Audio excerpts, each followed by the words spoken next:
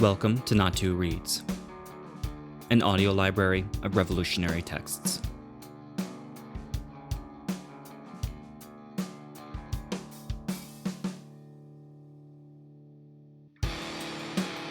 Scripting the Change. Selected writings of Anuradha Ghandy.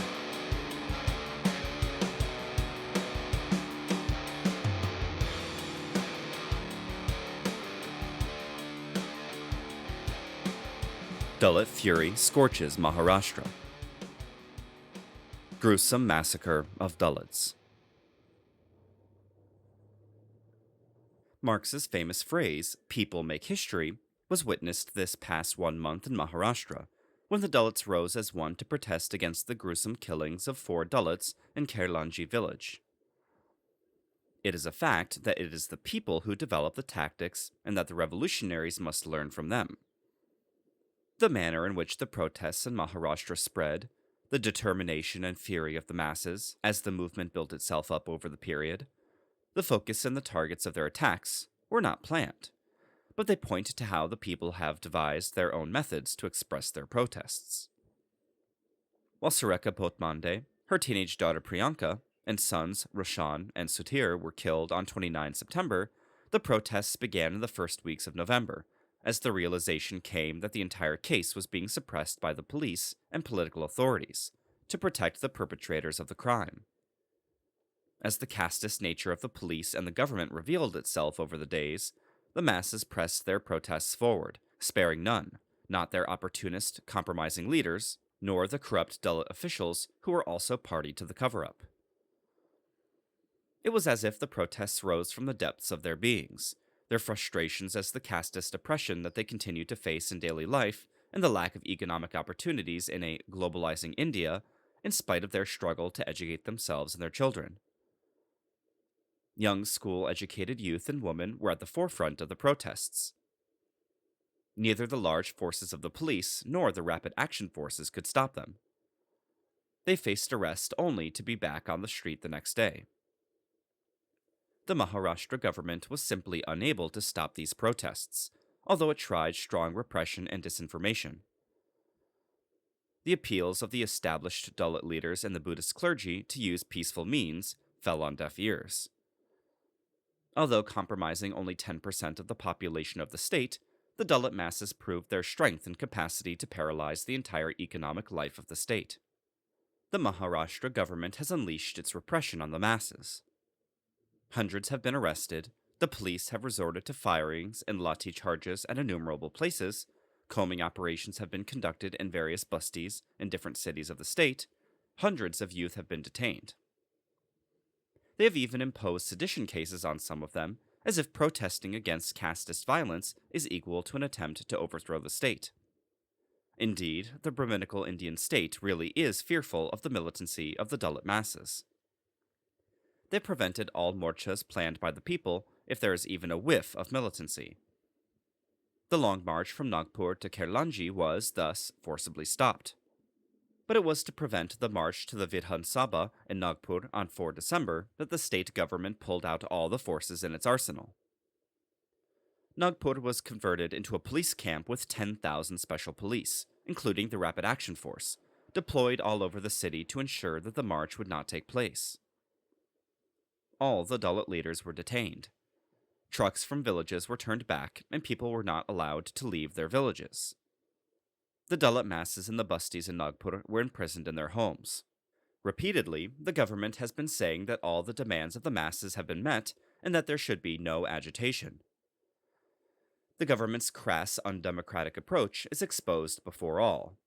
So the government now decides when the people should agitate and when they should not. They decide whether the demands of the masses have been met or not.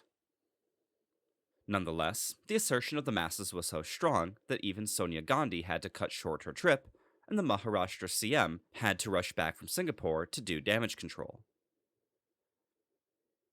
The incident.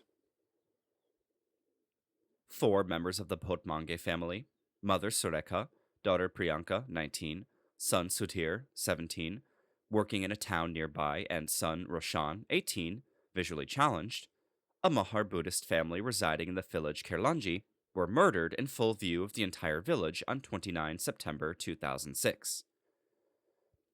The two women were dragged out of their house by some women from the peasant OBC families of the village and taken to the center of the village near the Panchayat office. On the way, they were beaten and their clothes torn in the process. Once there, they were tied to a bullock cart, stripped and beaten, and their private parts injured with blunt weapons.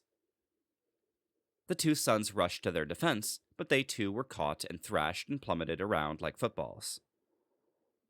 The women were molested and gang raped, and the boys asked to rape their mother and sister in full view of the village.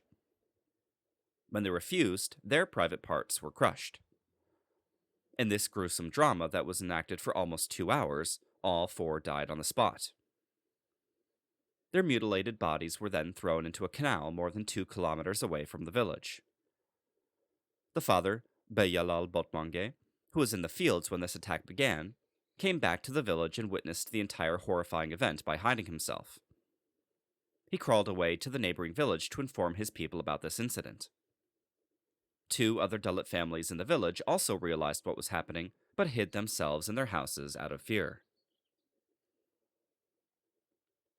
What caused this gruesome mass killing?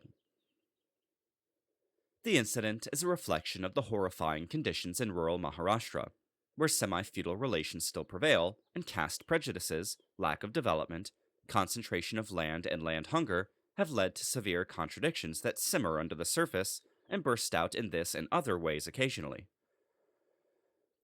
It is a reflection of what the Dalits face when they assert themselves through acquiring education and a burning desire for equality. The Botmange family had migrated to this village in 1988 because they got about 5 acres of land to cultivate. They struggled on the land and dreamt of educating their children. Sudhir managed to become a graduate. Priyanka was studying in the 12th standard. Roshan was blind, but he too was studying. Priyanka had been a merit student in the 10th standard, was an NCC cadet, and a student of political science and sociology. Surekha Botmange was the driving force in the family. They had gotten into a conflict with their neighbor, Shriv Shankar Atkar, and his family over access through their land to his land.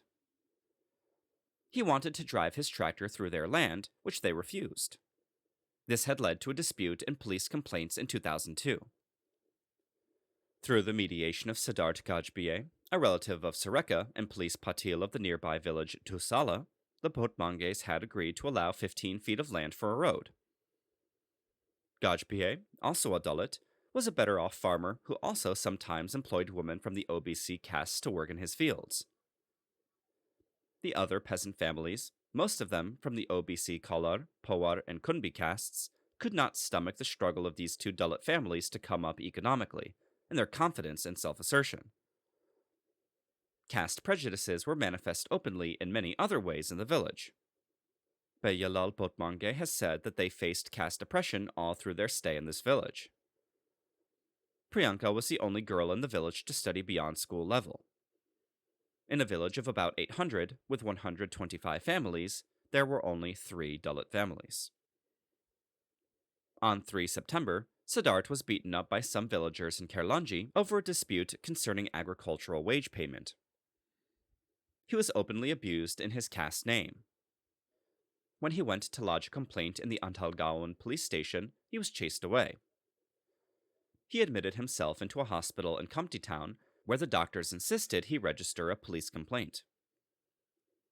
A case was registered days later, and Surekha gave evidence in this, naming several villagers. However, the accused were released on bail immediately on 29 September. As soon as they were released, they took their tractors, etc., and headed straight for Siddharth Gajbhye's house. Not finding him at home, they returned to their village. A meeting was held in the village square, and the crowd then proceeded to the Botmange house to punish them for standing witness. Thus, Surekha and her children became targets of the attack. All attempts to bring the police initially came to naught. In spite of having been informed, they deliberately delayed coming. Only when the first body was found on 1 October did the police start moving. Even then, they claimed that the bodies were unrecognized. Various lower level policemen and police officials have now been suspended. Even the doctors who conducted the post-mortem were suspended after the pressure of the agitation built up. Among those suspended, including the assistant police prosecutor, Leela Gajpie, some are Dalits themselves. Money played a big role in slowing down the police investigations and weakening the charges. But now investigations have brought the whole matter into the open. As revealed in the report filed by the Government Institute Yashada, there was a conspiracy from the beginning to suppress the facts, wipe out the evidence, and downplay the crime. The local BJP MLA, as well as the IG police, Pankaj Gupta, Special IG in charge of anti-Naxalite operations, are both involved in this conspiracy. All of them, with a blatantly casteist approach, tried to spread disinformation and fudge the evidence. The Maharashtra government and Home Minister R.R. Patil, NCP, also tried hard to protect the real culprits and hide this conspiracy. The Sarpanch and the Upsarpanch of the village, who were personally present throughout the entire attack, were arrested only at the end of November. They spread the rumor that Sureka had an extramarital affair with Gajpie and that the village woman objected to this and thus attacked them. That this rumor is still being kept alive, in spite of all the facts having come to light, is evident from a 27 November article in the Hindustan Times, written by correspondent Sarita Kaushik. It has also been said that the Potmange sold liquor and that this was objected to by the villagers. Thus, in true patriarchal fashion, there was an attempt to justify the murders by maligning the character of a bold and unbending woman like Sureka. Nonetheless, in the beginning of November, the incident became an issue and protests began. As the protests picked up momentum, all the disinformation and the conspiracies came to be exposed one by one. Only through the determined struggle of the Dalit masses could part of the truth behind the incident and the killings be unearthed. The main culprits, the instigators and manipulators, the BJP and NCP politicians are, however, still at large.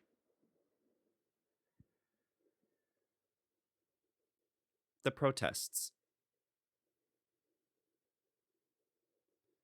The first major protest, a 1,000-strong morcha in Pandara, on the 1st of November 2006, was organized by the Dalit Women's Front, the Samruddha Bauddha Mahila Sangatana. Many democratic forces, including women from other sections, also participated in this protest. Then, on 6 November, the protests spread to Nagpur, where the Dalit Buddhists constitute a sizable section of the poor and even the middle class.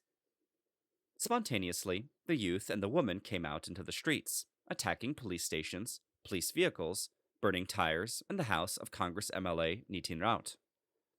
Various symbols of the government and the police were targeted. The protests began in the Indore area and then spread to all the other areas where Dalit Buddhists are concentrated. For several days, Nagpur was aflame. The police started picking up activists indiscriminately. The youth went around holding corner meetings, staging plays, putting up posters, and distributing handbills. The mood among the masses was to reject the established Dalit leadership and press their protests forward. There was no organized force behind this protest, but the masses revealed their creativity, fearlessness, and capacity to struggle. Thus, the call for the Long March to Kairlanji, starting on 12 November, was given. The people rallied around this call, even as the state's repressive administration swung into action to prevent the march. Women, in large numbers, courted arrest when they were not allowed to hold this march. All efforts by the people to reach Kairlanji have been forcibly thwarted by the police. The village itself is under siege. 3 police barricades have been put up to pass in order to reach the village. As news of these protests spread, the agitation picked up in other towns and cities. The entire month of November saw Maharashtra reverberating with the sound of protest. On 8 November, the Morcha, to the Mantrayala, gave a rude shock to the chief minister and the home minister, sending their precious security into a frenzy. As the chief minister was addressing a cabinet meeting, a group of about 50 women belonging to various Dalit women's organizations, including Urmila Pawar, a Dalit woman intellectual, managed to sneak into the Manchalaya and stormed into the office of the chief minister shouting slogans. Bands were observed in various towns and big villages in Bandara and Gondia districts. Padarakvada and Yavatmal were also rocked by protests. Over 15,000 people participated in a protest march in Chandrapur on 13 November. The protests then spread to Amravati. On 14 November, a spontaneously planned morcha turned into a mammoth march of 20,000 as the Dalits responded to the call in large numbers. It was the first major protest in the town and became a means to release their pent-up anger. The police resorted to lathi charge and firing, and one Dalit youth, Dinesh Wankede, was martyred by the police bullets, while several others were seriously injured. The people targeted police vehicles and some private cars to register their anger, and several policemen were injured in this agitation. The police firing and the death of one youth in Amravati sparked off further protests and led to an intensification of the agitation in other districts. The people have been demanding the resignation of the Home Minister and the Chief Minister. The Home Minister had the gall to state in a prison function in Pune that the agitation was being conducted in a Hitlerite fashion. As reports of this speech spread, the Home Minister also became a target of the people's protest. Curfews were clamped in Sholapur, Aurangabad, and Pune to stop the agitations. But even the lathi charges and firing in the air could not subdue the people. After the firing in Amravati, the capital city, Mumbai, came under a wave of protests. It started with a huge protest morcha in Chembur and spread to the outlying suburbs like Arbanat, Ulhasnagar, Karjat, Kalyan, Bihwandi, Badlapur, and Navi Mumbai. These towns have witnessed repeated protest demonstrations, and there has been at least one bond call being given in one suburb or the other every day for over a fortnight now. In every locality and suburb in major cities like Pune, Mumbai, and Navi Mumbai, local organizations have got together and protested in whatever form they could. Those with less strength organized dharnas, while others organized morchas and still others bunds. It was a good lesson in how sprawling metropolises can be made to feel the impact of the people's voice. Protests engulfed cities like Nanded, Parbhani, and other towns in the interior of the state. Sensing the mood of the people and their leadership slipping away, the ever-squabbling Dalit leaders of the various factions of the Republican Party of India came together to salvage their leadership.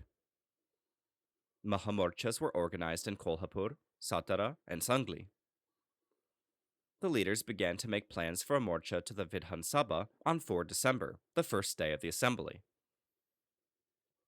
This year being the 50th anniversary of Dr. Ambedkar's conversion to Buddhism, big functions have been organized in Dalit localities. Ambedkar's rejection of Hinduism and his conversion to Buddhism led to a wave of conversions in the state, and all the Buddhists in the state are Dalits.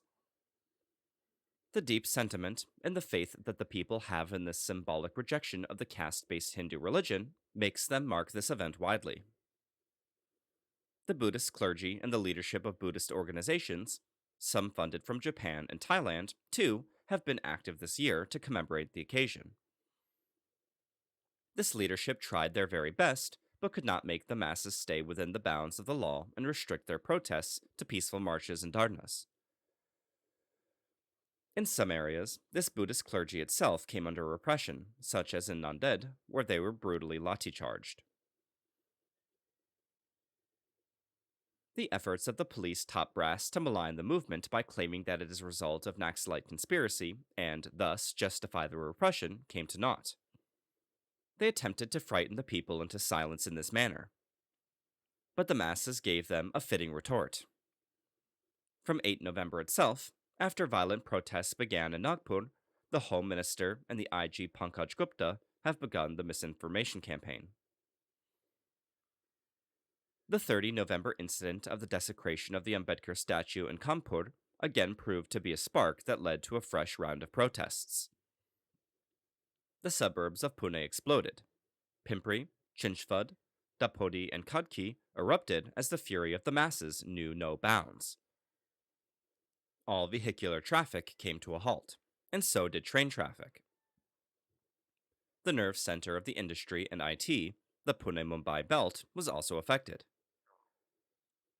Mumbai and Thane came to a halt. More than 200 buses of the public transport were damaged, and the prestigious Deccan Queen train from Pune to Mumbai was halted near Alhasnagar and set on fire. The protesters, though, took the trouble to empty the entire train and escort the engine driver to safety before setting fire to the train. Stone pelting and Rasta rail rocos were reported from every nook and corner of the city.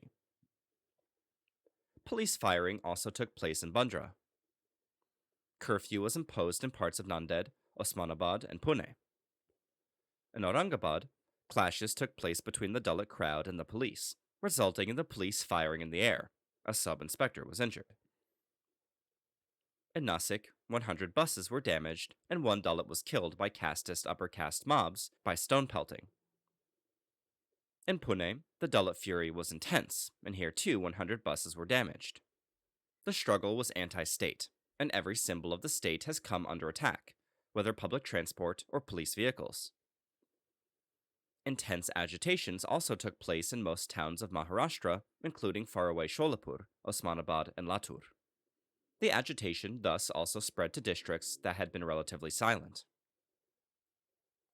Response of the parties. The BJP/Shiv Sena and Congress combine, together with the entire state machinery, was entirely against the Dalits and outright casteist in their approach.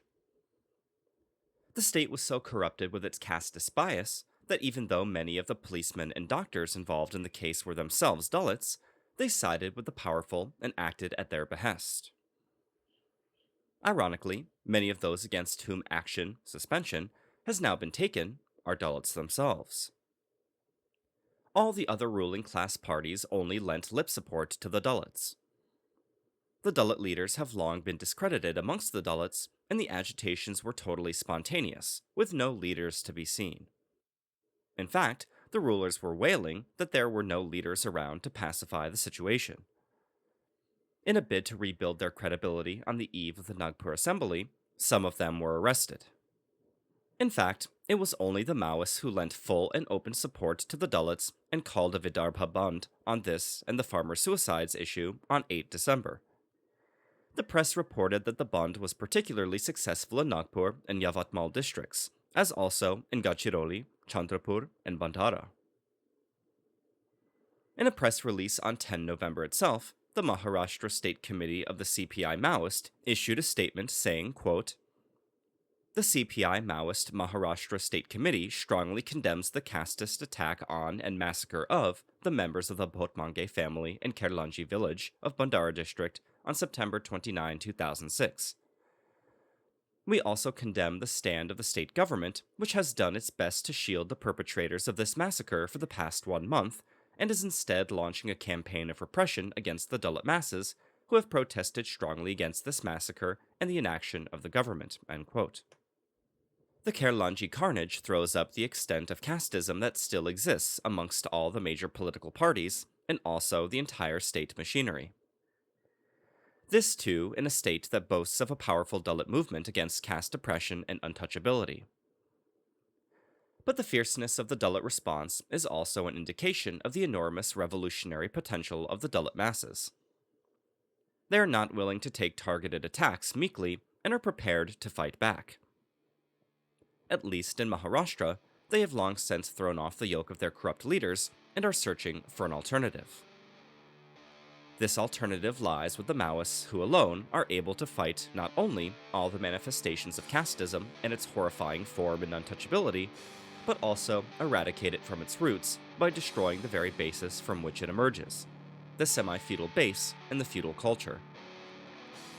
It is they who are at the forefront, fighting both class and caste exploitation and oppression, and it is only a matter of time before the Dalits realize where their true emancipation lies.